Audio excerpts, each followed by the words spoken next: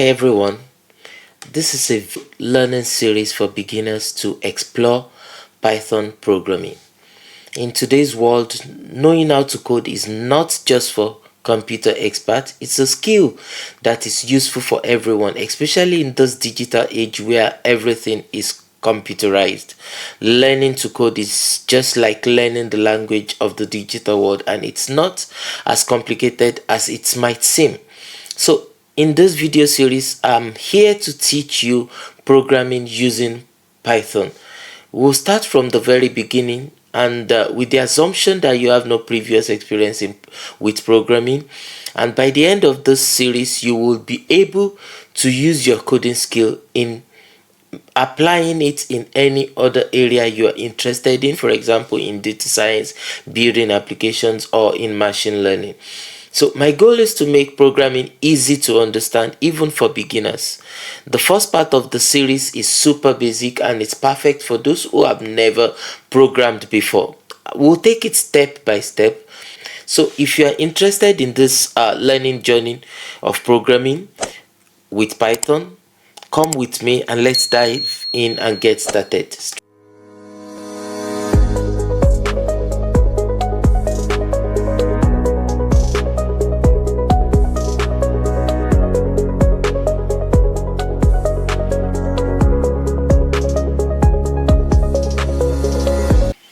So before we start, let's get all the tools we need ready in our machine. So one important thing that you need is to install Python in your machine.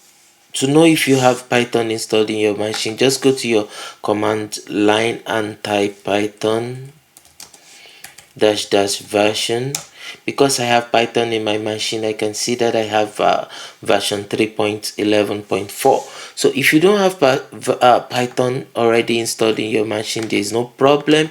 You can go to python.org. So in python.org you go to download, and you choose the OS that you have in your machine, either Windows or Mac OS. So I have Windows in my machine, and from this you can choose the version that you want. So either you have a Windows 32-bit window or 64-bit window. So choose the installer version and install in your system. After installation, you can go back to check the version of your Python by typing python --version, and you will find Python installed. If you have any problem with that, it might be maybe adding the installation folder to your environment variable. I will leave you to sort that one out and get Python installed in your system. Another thing you need to do also is to install Jupyter Notebook, which is the editor that we will be using in this tutorial. So to install Jupyter Notebook, just type pip install Jupyter, and this will install for you Jupyter Notebook in your system. So let me clear this out. So this will install Jupyter Notebook in your system. Also, you need to create a folder somewhere in your system where all your scripts will be stored so that you can see them and later. So I have a folder that I have created in my system, and I will navigate to the folder CD OneDrive and CD desktop. Inside the desktop I have the folder my project. Inside my project I have another folder I called intro. So this is where I want all my codes to be stored. Also, I think I have another which is yeah, this is where I want it to be stored. So now you want to open the Jupyter Notebook. Opening the Jupyter Notebook, just type Python -m notebook, and this will get you to the Jupyter Notebook.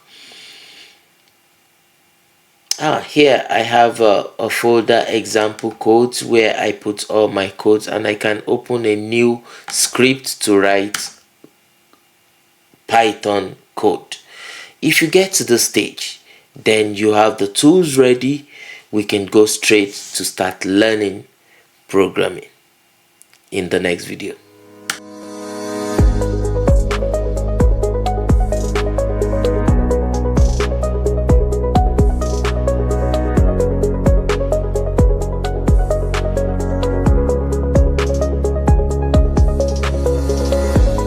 So welcome back. Now we want to write our first Python program. At this stage, everything that I will write, just make sure you are able to copy it and it runs exactly like my own. I will explain each line of the code, but if there is anything you don't understand in the line of the code at this stage, don't worry. As we get deeper and deeper into the syntax and coding, you will be getting it will be getting clearer to you. But at this stage, all I want you to do is to be able to copy the code as I write it, and you're able to run it and it produces the same output as mine. So to start up, let's open the Jupyter, the editor, which is the Jupyter Notebook. So go to your command line. If you're on Windows, you type cmd in search and you click command prompt. You have it up. So if you're using any other operating system apart from Windows, you should know how to get to your command line. So here you will navigate to where you want the folder where you want your Python script to reside.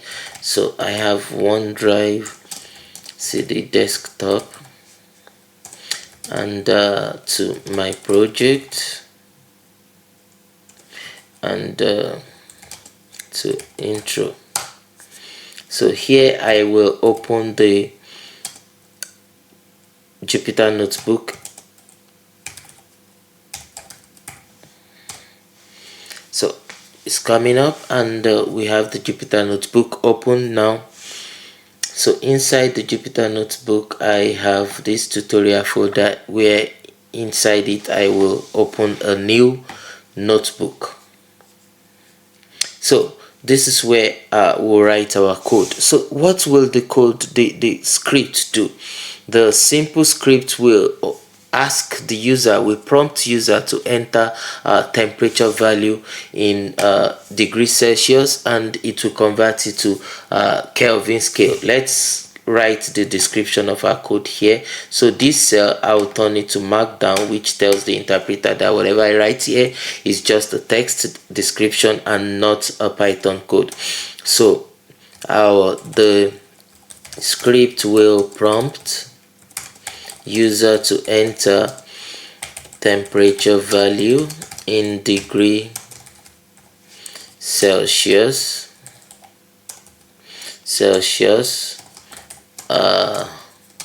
The script will then convert the entered value from degrees Celsius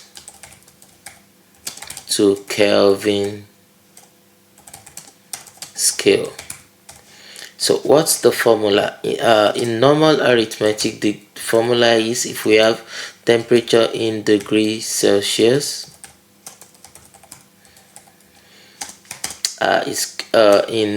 to have temperature in Kelvin, is equal to temperature in degree Celsius plus 273.15. So this is the conversion formula. So, and this is what the code will do. So the script will prompt user to enter temperature value in degrees Celsius, and the script will then convert the entered value from degrees Celsius to Kelvin scale, and this is the formula. So this is the arithmetic formula. So how will the Python do it? Let's say we have a temperature in degrees, and that is what the user will enter, right? Evaluate, input, and the prompt for the user is enter temperature in degree Celsius, and now the script will print entered, as in entered temperature converted to Kelvin. So this will be temp in degree excuse me, plus 273.15, and let's put the unit, and this is what we have. So we've just finished writing the simple code. So this is our temperature in degrees, and it prompts the user to enter the value, and it prints the temperature equivalence in Kelvin. If we run this now, you can see that it prompts the user to enter temperature in degrees Celsius. Assuming I entered 100 degrees Celsius and I press enter, you can see it gives me the entered temperature converted to Kelvin is 373.5 Kelvin. Bravo! You have just written a simple Python program that takes in input from users in degrees Celsius, and it converts it to a Kelvin scale using this formula that we've shown us. So what happens? What is the description of this code? So we can see line by line we have a variable called temperature in degrees. So we'll talk about variable in the next video. So for now, just know that the variable collects the value that the user entered, and it's the system prints this to tell the user this is what I'm printing. I'm printing the Kelvin equivalence of what you enter, and this is where the arithmetic is performed, and this is just telling us the scale, the unit of the output. So what does this do? So if you look at this, let me mark down this set also. If you look at the first inner one, you can see this input.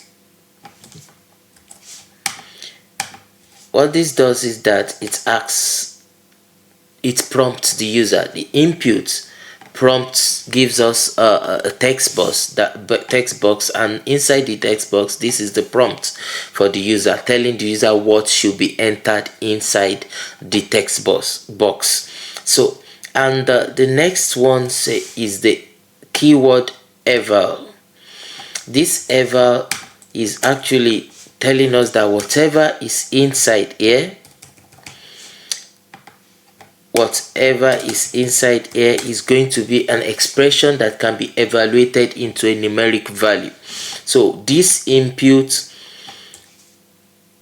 that we have here, whatever the user sent in here, will be an expression that can be evaluated into a numeric value.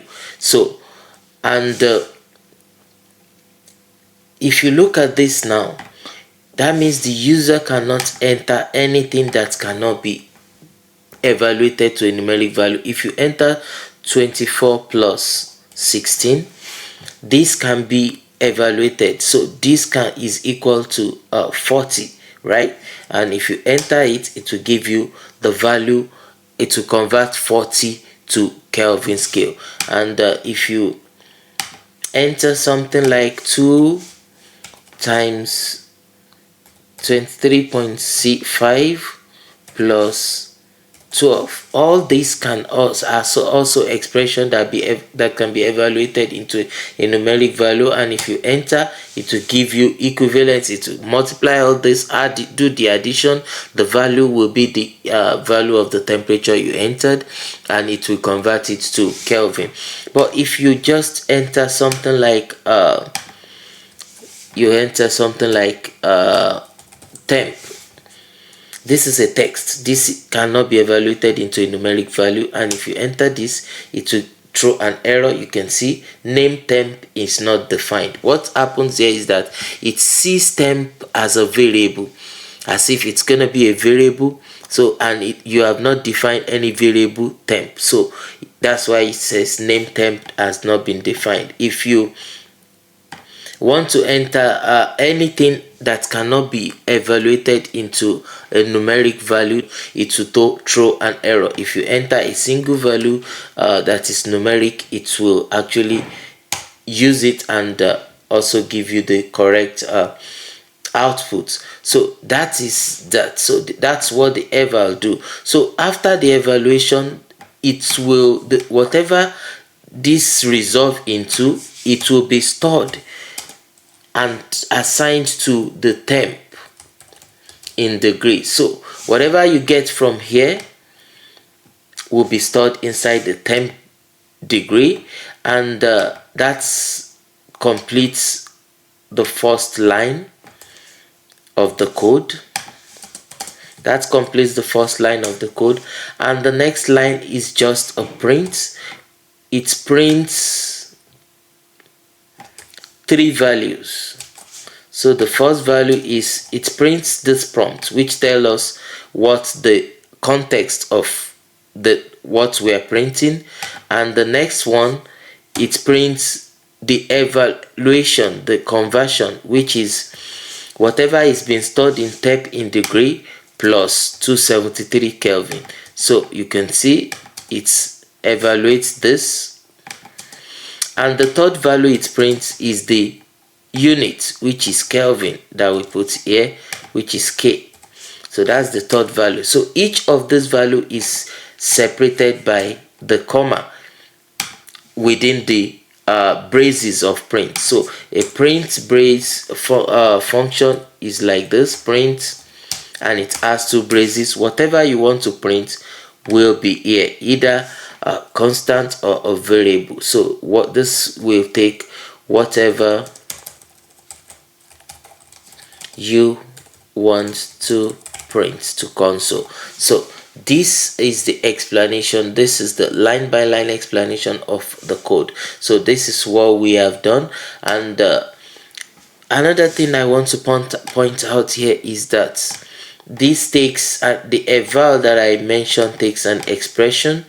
So let's assume, let me run this out. This is the expression. Let's take this, let's copy this code here and bring it down here.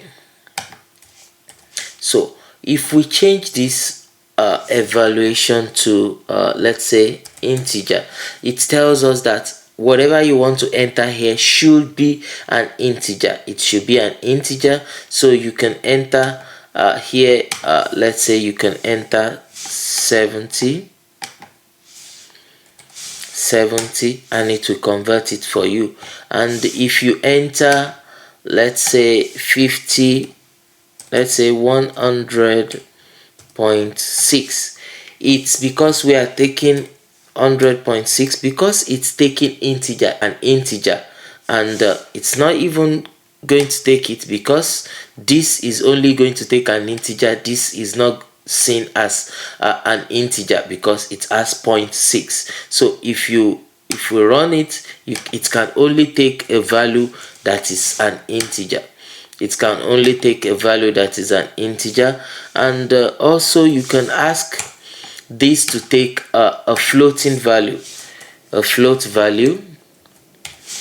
So a float value, if you want it to take a float value, then it can take the 100.6 that we have before, and you can see it runs correctly. So you can ask it to take a float value. Because it's a temperature, a float value is good enough because you might have your temperature to be something point something degrees centigrade. So here, as we're using a single float value or a single integer value, you cannot say 50.6 plus 20.4 like we have done the other time when we are using evaluation. it will throw an error for you because it's only going to take a single float value. So you can see the different ways that you can use the input. And if, for example, you did not put any of this, let's copy this again, and you don't have the float, the eval, or the int, and you just say input, that is, take the input from users, whatever the user actually enter will be seen as a text value, as a string value. And if you run this now and we put in 100, the 100 will be seen as text, and it will not be able to, it cannot add a text value to a number. You can see, can only concatenate string, not float, to string. It can only concatenate string, not float. That means as a string, what the input that temperature in degrees get now is a string input, is a text input. So it doesn't know how to add a text to a text to a floating number. This is a float, and this is now a text. So because you do not put either evaluation, either integer, or either float, whatever the user enter here is just seen as a text, and it is not possible to add a text to a number. So that's the different things I want you to see here. If there's anything you don't understand here, it will be getting clearer. But one thing I want you to be sure to be able to do here is to be able to copy the code as I have done it, and you are able to run it and it produce the same output. So here you have the input without any of those floats, int, or evaluation. So you can see the difference between how evaluation work. If you use eval, it takes in everything as an expression. You can add 2 plus 2, 20 plus this, and your entry should be an evaluation, but you should evaluate it to a numeric value. So entering a letter or a text will throw an error. Here we use a float, which says whatever you bring in must be a floating value. So you can bring in any value that has numbers after the decimal point. That's what float means. And here you have only the input. Whatever the user enter will be seen only as text, and that's why it throws an error here, because it doesn't know how to add a text to a number. And for now, that's all I want you to see. Write the code, make sure it runs as I have done it, and you get the same output as I have done here. And in the next video, we will talk about very important stuff, which is variable. It is basic to all programs, and I will explain what a variable is, and you will understand better some things that we have demonstrated here. If you are able to get to the stage and you are able to write all we have written, and it runs exactly the way mine runs, then you are good to go to the next stage. We'll go to the next video where we'll talk about variables.